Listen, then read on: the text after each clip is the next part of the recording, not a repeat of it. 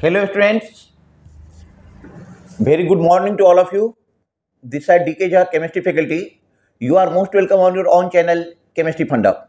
Today we are going to start atomic structure chapter for complete perspective for IIT JEE mains and advanced examinations. In this topic, we will also cover CBSE board exam syllabus. Atomic structure, बेटा जैसे कि आप जानते हो कि ये atomic structure हमने शुरू किया है। इसका पहला पॉइंट आ रहा है कि एटम के बारे में हम लोग क्या जानते हैं। तो एटम के बारे में सबसे पहला पॉइंट ये समझ लो कि एटम क्या है। Smaller part of an element. Atom जो होता है that is smaller part of an element.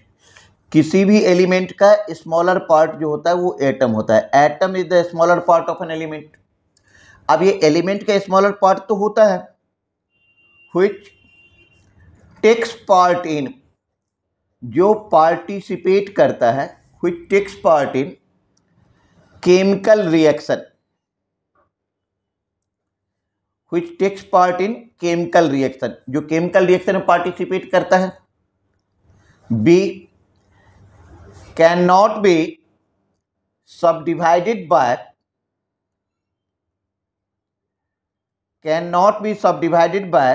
Physical methods, जिसको हम फिजिकल मेथड्स के द्वारा ब्रेक नहीं कर सकते। Can not be subdivided by physical methods, जिसको हम फिजिकल मेथड के द्वारा ब्रेक नहीं कर सकते। Can not be found in free state, can not be found in free state, जो फ्री स्टेट में नहीं पाया जाता है।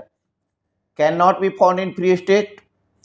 एंड इसका लास्ट प्रॉपर्टी देख लो, possessed all the properties, possessed all the properties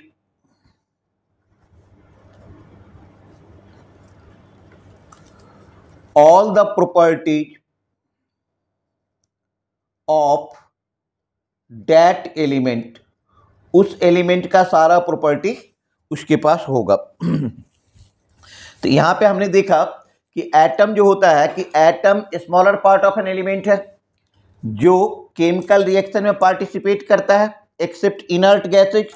inert gas को यदि आप छोड़ दो तो except inert gases. Okay. Can not be subdivided by physical methods, जिसको आप फिजिकल मेथड्स के द्वारा ब्रेक नहीं कर सकते।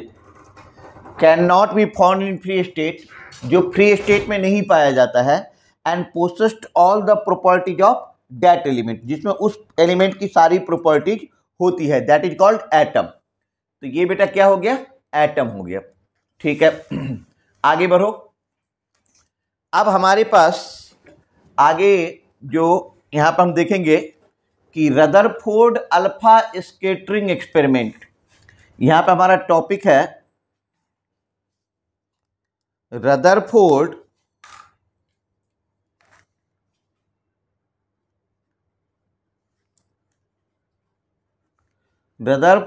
Alpha scattering experiment. Rutherford alpha scattering experiment. अच्छा, रदरफोर्ड साहब ने क्या किया, एक एक्सपेरिमेंट किया। उस एक्सपेरिमेंट को हम लोग यहां पे समझते हैं कि when an alpha particle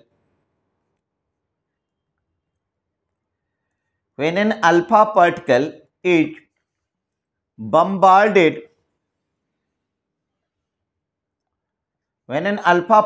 bombarded on thin gold foil, gold का क्या था, AU foil. When an alpha particle is bombarded on thin gold foil, Rutherford ने क्या किया कि अल्फा पार्टिकल से गोल्ड फॉइल पे अटैक करवाया, बम्बार्डिंग करवाया। अब आपके दिमाग में आ रहा होगा कि ये अल्फा पार्टिकल क्या है, ये अल्फा पार्टिकल क्या है। तो इसको बेटा समझने के लिए कि अल्फा पार्टिकल क्या है, इसको आप ऐसे समझ लो कि जैसे आपके पास हीलियम है, क्या है? हीलियम। हीलियम का एटॉमिक नंबर कितना होता है? 2 और मास नंबर कितना होता है? 4। तो यदि एटॉमिक नंबर 2 है तो इलेक्ट्रॉन का नंबर भी कितना हो गया? 2। प्रोटॉन का नंबर कितना हो गया? 2। न्यूट्रॉन का नंबर कितना हो गया? 2। जब इस हीलियम में 2 हीलियम 4 में से आप 2 इलेक्ट्रॉन को बाहर कर दोगे तो it will converted into helium plus plus ion. अब इसमें इलेक्ट्रॉन कितना हो गया? 0, प्रोटॉन कितना हो गया? 2 और न्यूट्रॉन हो गया 2। यही हीलियम प्लस प्लस जो है, this is nothing but called an alpha particle, called an alpha particle. यही बेटा आपका अल्फा पार्टिकल होता है। हीलियम प्लस प्लस को ही हम लोग क्या बोलते हैं? Alpha particle. Helium plus plus ही अल्फा पार्टिकल है। अच्छा, अब आप यहां पे देखें कि मान लो हमने एक गोल्ड फॉइल ले लिया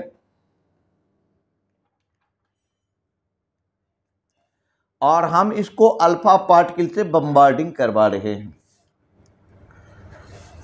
हम इसको अल्फा पार्टिकल से बम्बार्डिंग करवा रहे हैं।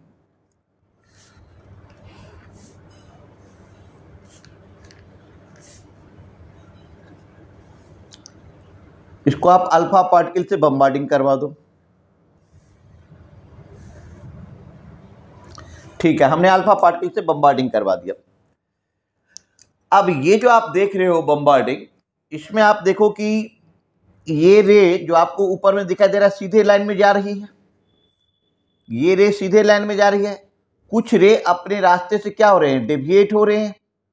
और बहुत कम रे जिस रास्ते से जा रहा है उसी रास्ते पे वापिस आ रहा है, उसी रास्ते पे वापिस आ रहा है। तो रदरफोर्ड ने जब ये एक्सपेरिमेंट किया, उस एक्सपेरिमेंट के बाद और इस एक्सपेरिमेंट के हिसाब से रदरफोर्ड ने कुछ कंक्लूजन निकाला। पहले तो ऑब्जर्व किया, तो पहले तो उसने ऑब्जर्वेशन देखा कि भैया क्या ऑब्जर्वेशन क्या हो रहा है, ऑब्जर्वेशन क्या आ रहा है। तो सबसे पहले हम रदरफोर्ड के ऑब्जर्वेशन के बारे में बात कर लें। तो सबसे पहले आप लिखो ऑब्जर्वेशन, कि रदरफोर्ड ने जो ऑब्जर्व किया तो उसको आप लिख लो ऑब्जर्वेशन। अब ये ऑब्जर्वेशन कैसा था, क्या था, इसको आप समझो। रदरफोर्ड ने जो ऑब्जर्व किया कि रदरफोर्ड ने क्या देखा कि मेजॉरिटी ऑफ अल्फा रे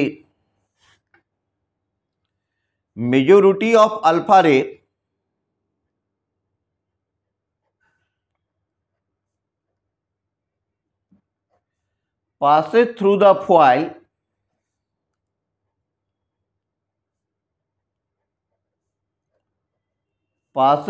foil without any deviation,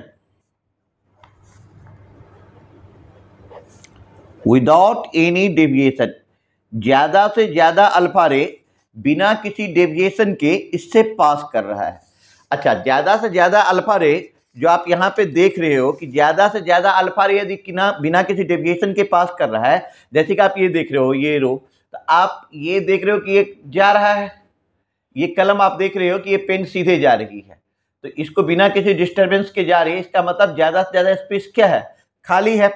तो majority of alpha ray passes through the foil without any deviation. इससे क्या कंक्लूजन निकलेगा कि major part of an atom is an empty space. Atom के अंदर का जो मेजर पार्ट है वो क्या है? एम्प्टी स्पेस है, खाली स्पेस है। अच्छा, उसके बाद आप सेकेंड ऑब्जर्वेशन पे आ जाओ। सेकेंड ऑब्जर्वेशन इनका था रदरफोर्ड का कि few ray deviate from their path, few रे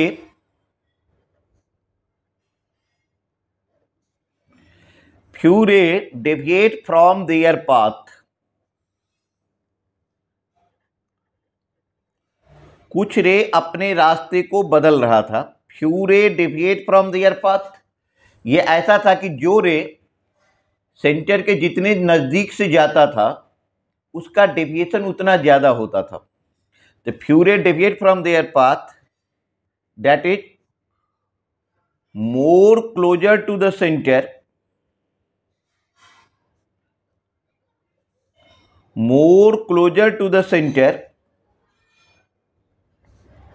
more is the deviation, and vice versa. जो जितने नजदीक से गया उसका डेविएशन उतना ज्यादा रहा और जो जितने दूर से गया उसका डेविएशन उतना कम रहा। अब अल्फा पार्टिकल के बारे में ये बात तो पहले ही पता चल गया था कि ये हीलियम प्लस प्लस है, 2 यूनिट पॉजिटिव चार्ज है। अच्छा, ज्यादा से ज्यादा स्पेस खाली था फिर भी ये अपने रास्ते को बदल रहा है। इससे रदरफोर्ड को ये पता चल गया कि भैया यहाँ पर कुछ है, यहाँ पर कुछ है, यहाँ पर कुछ है। जैसे देखो ज्यादा से ज्यादा स्पेस खाली था फिर भी ये रास्ते जो है ये रे अपने रास्ते को बदल रहा है। इसका मतलब यहाँ पर कुछ है जो इसको डिफ्लेक्ट करवा रहा है, क्योंकि helium plus plus positive charge था ये पहले से पता है और पॉजिटिव पॉजिटिव को रिपेल करता है। ऑन दैट बेसिस ये कंक्लूड किया गया कि जो यहाँ पर जो कुछ भी है वो पॉजिटिवली है, वो पॉजिटिवली चार्ज है। क्या है? पॉजिटिवली चार्ज है। तो यहाँ से पता चलता है कि the centre of atom is positively charge. 1 point.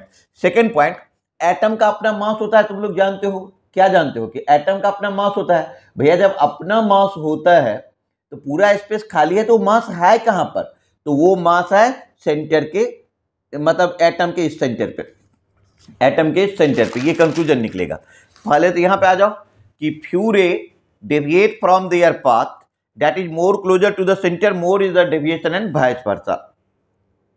Third point, very few very few ray में आप ले लो कि 1/20,000, 20,000 में से एक,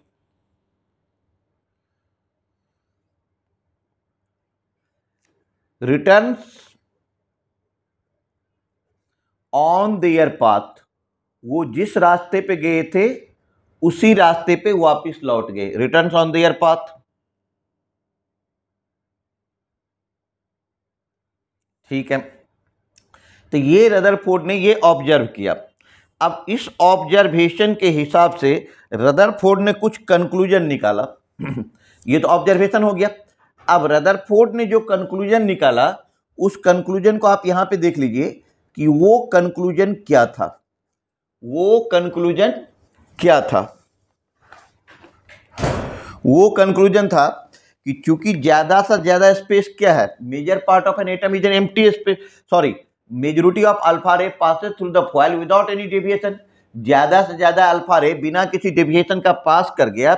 इससे कंक्लूजन पता चलता है कि इससे पता चलता है कि major part of an atom is an empty space. Major part of an atom, major part of an atom is in empty space. Atom के अंदर ज्यादा से ज्यादा पार्ट क्या है? खाली है। Major part of an atom is an empty space. 1 point.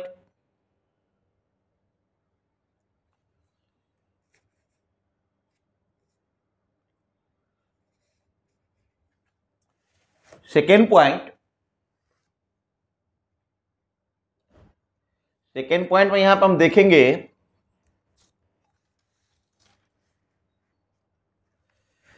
कि major part of an atom is an empty space. अच्छा, सेकेंड पॉइंट में ले लो कि the centre of atom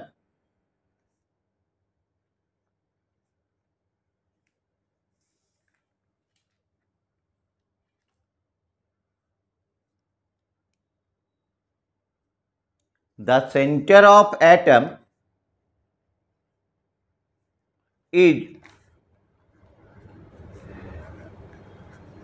positively charged. The center of atom is positively charged and whole mass of an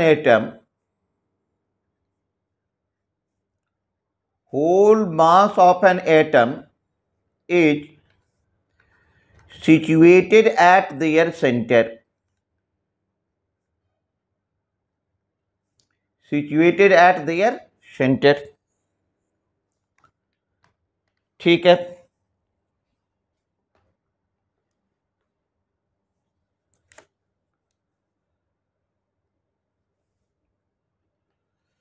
third point आ जाओ कि इसको आप ऐसे समझो कि पूरे एटम के जितना सारा स्पेस है उस पे पूरे पे तो पॉजिटिवली चार्ज नहीं था, तो आप इसको ऐसे लिखो कि positive charge is assumed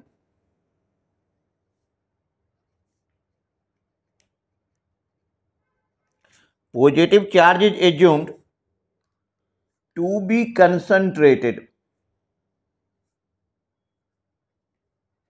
Positive charge is assumed to be concentrated in very small region.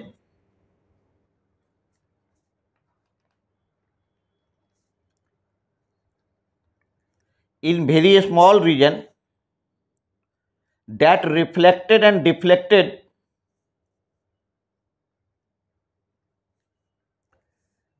that repelled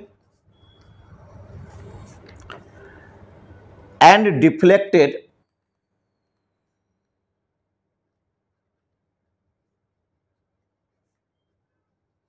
the positively charged nucleus. Positively charged nucleus. Sorry, a small region that repelled and deflected the positively charged alpha particle. Sorry, alpha particle. And this positively charged center is called nucleus. This positively charged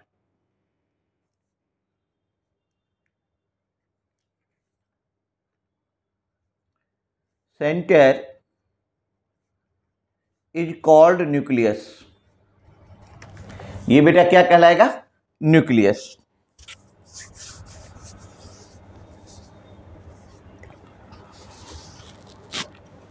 and last point इसको ऐसे समझ लो कि volume of atom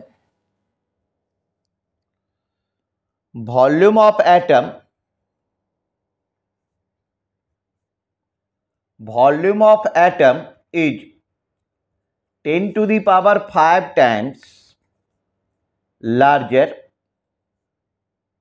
than volume of nucleus.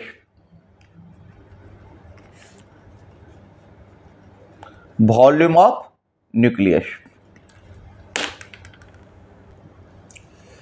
ठीक है बच्चों, तो ये हमारा रदरफोर्ड मॉडल हो गया। अब हम आगे बढ़ते हैं। यदि अभी तक भी आपने हमारा चैनल सब्सक्राइब नहीं किया है तो आप चैनल को सब्सक्राइब कर लें, लाइक कर लें, शेयर कर लें। और यदि किसी बच्चे को केमिस्ट्री की क्लासेज, केमिस्ट्री की 1 ईयर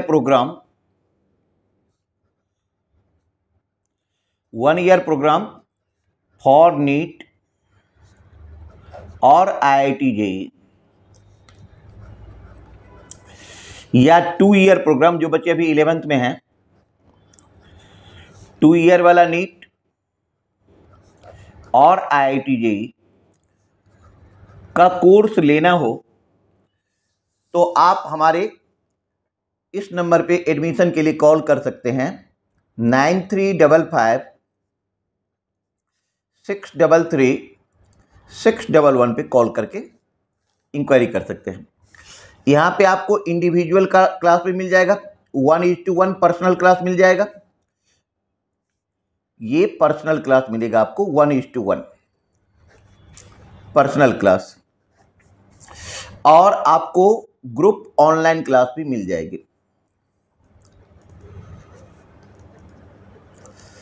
तो आप एडमिशन के लिए इस नंबर पे इंक्वायरी कर सकते हैं। ठीक है, चलो आगे बढ़ते हैं। अब हम बात करते हैं बोर्स एटॉमिक मॉडल की। तो बेटा ये जो हमारा है बोर्स थ्योरी, इसको अब हमें समझने की जरूरत है। कि बोर्स थ्योरी का सबसे पहला पॉइंट ये समझ लो कि ये अप्लीकेबल है वन इलेक्ट्रॉनिक सिस्टम के लिए। तो फर्स्ट पॉइंट हो गया कि it is applicable for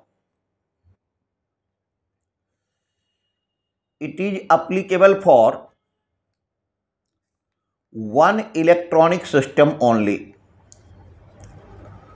one electronic system only. ये सिर्फ एक इलेक्ट्रॉनिक सिस्टम के लिए ही अप्लीकेबल है। तो it is applicable for one electronic system only. अच्छा, सेकेंड पॉइंट यदि आप बात करना चाहो कि हम इस वन इलेक्ट्रॉनिक सिस्टम, तुम बोलोगे सर किसको बोलते हैं? आप ये देखो, हाइड्रोजन, हाइड्रोजन का एटॉमिक नंबर 1, तो इलेक्ट्रॉन भी कितना है? 1, तो इसके लिए अप्लीकेबल है। आपने लिया हीलियम, हीलियम का एटॉमिक नंबर 2, तो इलेक्ट्रॉन भी कितना है? 2। अब इसमें से आप एक इलेक्ट्रॉन को हटा दो, it will be converted into helium positive. अब इसमें इलेक्ट्रॉन कितना हो गया? 1, तो ये हीलियम प्लस के लिए भी अप्लीकेबल है। आपने लिया लिथियम, लिथियम 3 है, इलेक्ट्रॉन डाल दीजिए, इलेक्ट्रॉन कितना है? 3। इसमें से आप 2 इलेक्ट्रॉन को हटा दो, तो it will be converted into lithium 2 positive. अब इसमें इलेक्ट्रॉन कितना हो गया? 1, तो ये इसके लिए भी अप्लीकेबल है। उसके बाद बेरिलियम, बेरिलियम का होता है 4, इसमें से आप 3 इलेक्ट्रॉन हटा दो, तो ये बन गया बेरिलियम 3 पॉजिटिव। इलेक्ट्रॉन कितना आ गया? 1, तो ये बेरिलियम के लिए भी अप्लीकेबल है। ये आप इसको up to Na plus, Na 10 positive, जहां कहीं पर भी वन इलेक्ट्रॉनिक सिस्टम आ जाएगा, ये बोर्स एटॉमिक मॉडल उसके लिए अप्लीकेबल होगा, ये उसके लिए अप्लीकेबल होगा बोर्स एटॉमिक मॉडल। ठीक है, अब हम बात करते हैं बोर्स के पोस्टुलेट्स के।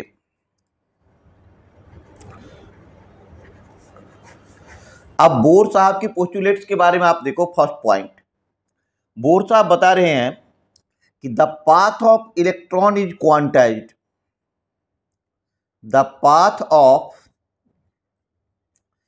Electron is quantized. इलेक्ट्रॉन का पाथ क्या रहेगा? क्वांटाइज्ड। क्वांटाइज्ड का मतलब तुम पूछोगे तो फिक्स्ड, इलेक्ट्रॉन का पाथ फिक्स रहेगा। इलेक्ट्रॉन का पाथ बेटा क्या रहेगा? फिक्स रहेगा। मतलब आप इसको ऐसे समझ लो कि इसको आप ऐसे समझ सकते हैं कि that is electron revolve around the nucleus, electron revolve around the nucleus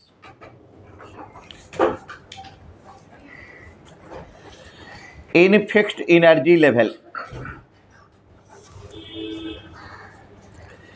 electron nucleus के चारों ओर एक फिक्स एनर्जी लेवल में मूव करेगी, चक्कर लगाएगी।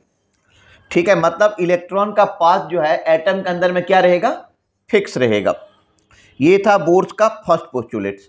अब इससे काफ़ी ज़्यादा क्वेश्चन आईआईटी के लिए और नीट के लिए निकलती है, जिसके बारे में हम इसके एप्लीकेशन में डिस्कस अभी करेंगे। चलो अब हम सेकेंड पॉइंट के बारे में चलते हैं कि अभी आप लोगों ने फिजिक्स में पढ़ा होगा मोमेंटम। तो बेटा मोमेंटम क्या होता है? मोमेंटम 2 होता है, एक लीनियर मोमेंटम होता है और एक होता है एंगुलर मोमेंटम। लीनियर मोमेंटम क्या होता है? कि mass into linear velocity. What do you mean by angular momentum? कि मास इंटू एंगुलर वेलोसिटी। तो जब हम सेकेंड पॉइंट की बात कर रहे हैं तो ये हो जाएगा हमारा कि एंगुलर मोमेंटम, एंगुलर मोमेंटम ये होता है mvr। यदि आप 11th क्लास में हो तो आपने अभी एंगुलर मोमेंटम शायद नहीं भी पढ़ा होगा, लेकिन जो बच्चे 12 में हैं, जो बच्चे ड्रॉप आउट लिए हैं, जिनका इस साल किसी भी कारण से आईआईटी में सिलेक्शन नहीं हो पाया है, वो उनको पता होगा कि एंगुलर मोमेंटम क्या होता है। देखो, तुम्हें आईआईटी करने के लिए कुछ मतलब ऐसा नहीं, तुम्हें ये देखना होगा कि आखिर आईआईटी चाहता क्या है, व्हाट आईआईटी वांट्स, आखिर आईआईटी क्या चाहता है। इस बात को जब तुम समझ में आ जाएगी तो आईआईटी करना तुम्हारे लिए आसान हो जाएगा कि angular momentum of an electron, angular momentum of an electron is an integral multiple of, integral multiple of h/2 मतलब MVR equal to NH/2 n यहां पे आप ले सकते हो 1 2 3 डॉट डॉट डॉट। तुम पूछोगे सर m क्या है, m को लिख लो मास ऑफ इलेक्ट्रॉन। क्या लिखोगे आप? Mass of electron. अच्छा, v को आप लिख लो velocity of electron, velocity of electron. अच्छा, जो r है ये इसको आप लिखो रेडियस ऑफ ऑर्बिट। जिस भी पर्टिकुलर ऑर्बिट का होगा तो आप लिखेंगे रेडियस ऑफ ऑर्बिट। ये हो गया r। तो एंगुलर मोमेंटम जो है, ये angular momentum of a moving electron in the nth orbit is a integral multiple of h/2 MVR equal to NH/2। ये था बोर साहब का सेकेंड पोस्टुलेट्स। चलो अब हम बात को आगे बढ़ाएं। अब हम बात करते हैं बोर साहब की थर्ड पोस्टुलेट्स के बारे में। अच्छा, एक सिंपल सी बात बताओ, जब आप सीढ़ी से पैदल चल के ऊपर आते हो, ग्राउंड फ्लोर से सेकेंड फ्लोर पे, थर्ड फ्लोर पे, फोर्थ फ्लोर पे, तो आपको एनर्जी देना पड़ता है। सिमिलरली यदि आप ऊपर से नीचे जाओगे तो एनर्जी क्या हो जाएगा? रिलीज हो जाएगा। तो ऊपर से नीचे जाने में आपको कंफर्ट लगेगा। लेकिन एक बात बताओ, जब तुम सीढ़ी से नीचे से ऊपर आते हो तो क्या होता है? एनर्जी देना पड़ता है। ऊपर से नीचे जाने पे एनर्जी रिलीज हो रहा है। दोनों ही कंडीशन में एनर्जी का क्या हो रहा है? ट्रांसफर हो रहा है। ठीक उसी तरीके से एटम के अंदर में जब इलेक्ट्रॉन लोअर ऑर्बिट से हायर ऑर्बिट में जाएगा तो एनर्जी एब्जॉर्ब होगा। जब हायर ऑर्बिट से लोअर ऑर्बिट में जाएगा तो एनर्जी क्या होगा? एमिट होगा। मतलब दोनों ही कंडीशन में एनर्जी का क्या हो जाएगा? ट्रांसफर होगा। एनर्जी का क्या हो जाएगा? ट्रांसफर होगा। आप इसको ऐसे समझिए कि energy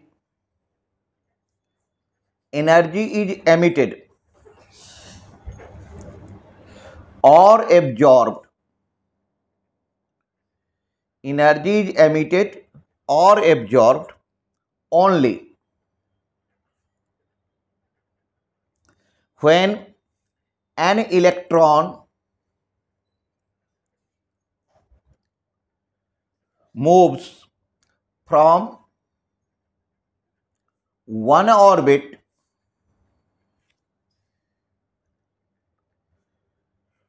to another orbit। another orbit मतलब इलेक्ट्रॉन का ट्रांजिशन होगा तो एनर्जी का चेंज होगा। इलेक्ट्रॉन का ट्रांजिशन होगा तो एनर्जी का चेंज होगा। ठीक है, ऐसे समझ लो ना कि मान लो कि ये लोअर ऑर्बिट है n इक्वल टू n1 और ये हायर ऑर्बिट है n इक्वल टू n2। तो जब इलेक्ट्रॉन नीचे से ऊपर जा रहा है तो एनर्जी क्या हो रहा है? एब्जॉर्ब हो रहा है। तो इसका आप निकाल लोगे डेल्टा E, क्या हो जाएगा? E2 minus E1। सिमिलरली आप ऐसे भी सोच सकते हो कि जब इलेक्ट्रॉन ऊपर के ऑर्बिट से नीचे के ऑर्बिट में आ रहा है, दैट मीन्स कि n इक्वल टू n2 और n इक्वल टू n1, यहाँ पे एनर्जी है E2, यहाँ पे एनर्जी है E1। तो अब यहाँ पे एनर्जी का ट्रांसफर क्या हो जाएगा? Delta E dash and it will be equal to E1 minus E2 and minus common ले लो तो ये हो जाएगा आपका E2 माइनस E1। अब दोनों ही केस से तुम देख सकते हो कि delta E dash equal to negative of delta E, negative of delta E, delta E। अच्छा, आगे जाकर के हम पढ़ेंगे ये जो डेल्टा E है ये हो जाता है एच न्यू और एच सी बाय लेमडा, और एच सी बाय लेमडा ये हो जाता है। डेल्टा E इक्वल टू हो जाएगा एच न्यू या एच सी बाय लेमडा। ठीक है, तो इस बात को आप लोग ध्यान पे रखोगे। तो अभी हमने बोर्स के 3 पोस्टुलेट्स आप लोगों को बताया हूं। अच्छा, कुछ जब हम न्यूमेरिकल टॉपिक पे पहुंचेंगे तो हमें कुछ यूनिट कन्वर्जन की भी जरूरत होगी। आप याद रख लो कि 1 pm picometre equal to 10 to the power minus 12 metre, या 1 nm equal to 10 to the power minus 9 metre, और 1 angstrom equal to 10 to the power minus 10 metre, equal to 10⁻⁻8 centimetre.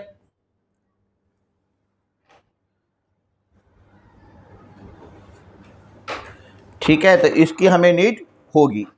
तो बेटा आज की क्लास यहीं तक रहेगी और फिर इसके आगे आपको नेक्स्ट लेक्चर में मिलेगा। तो आपको यदि seriously you are preparing for IIT JEE और नीट एग्जामिनेशन, तो आप चैनल को बहुत सीरियसली और रेगुलर वे में देखते रहो, जिससे आपको बेनिफिट मिलता रहेगा।